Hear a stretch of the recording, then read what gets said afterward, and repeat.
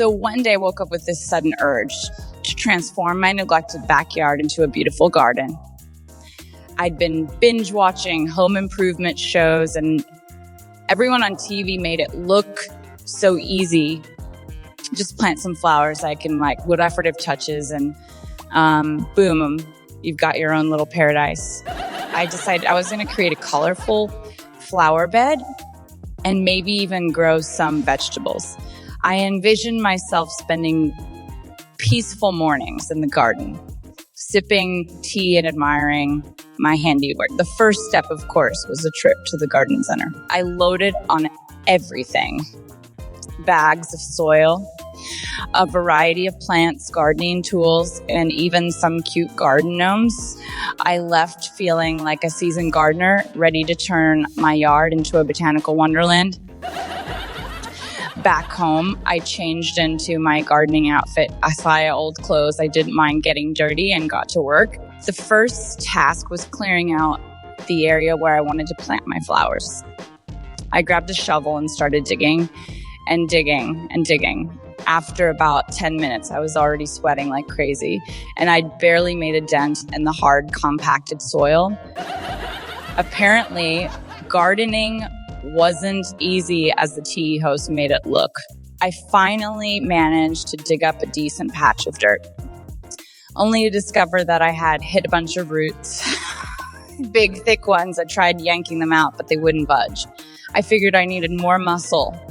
So I went inside to grab a pair of heavy-duty shears. After what felt like an hour of wrestling with the root, I finally hacked them apart, only to realize they were from the massive tree in my neighbor's yard. Oops, I quickly covered the evidence with soil and hoped no one would notice. Next up was planting the flowers. I followed the instructions on labels: dig a hole, place the plant, cover it with soil, and water. Easy enough, right? Wrong. Somehow I ended up planting them all at different depths, and when I watered them, the soil started to wash away, revealing half-buried plants that looked like they were barely clinging to life.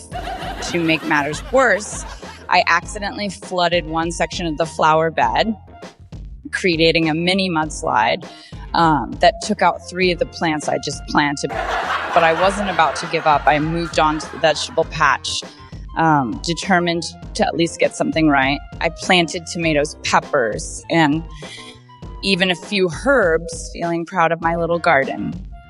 But then I realized I had no idea how to protect them from pests. I'd heard of natural remedies.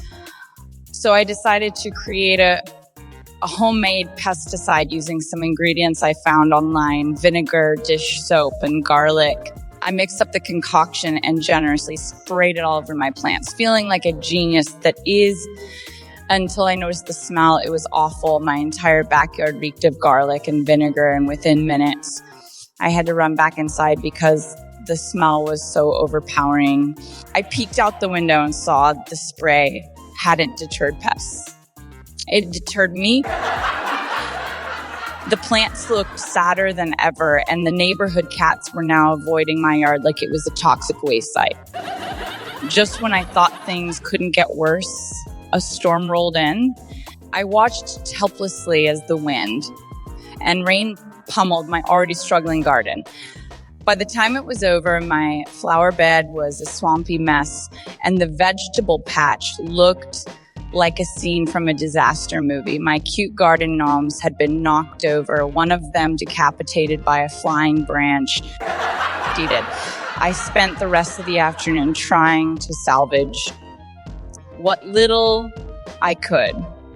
I propped up the gnomes, replanted the herbs, and tried to clean up the mud, but it was clear that my dreams of a perfect garden were not going to happen anytime soon.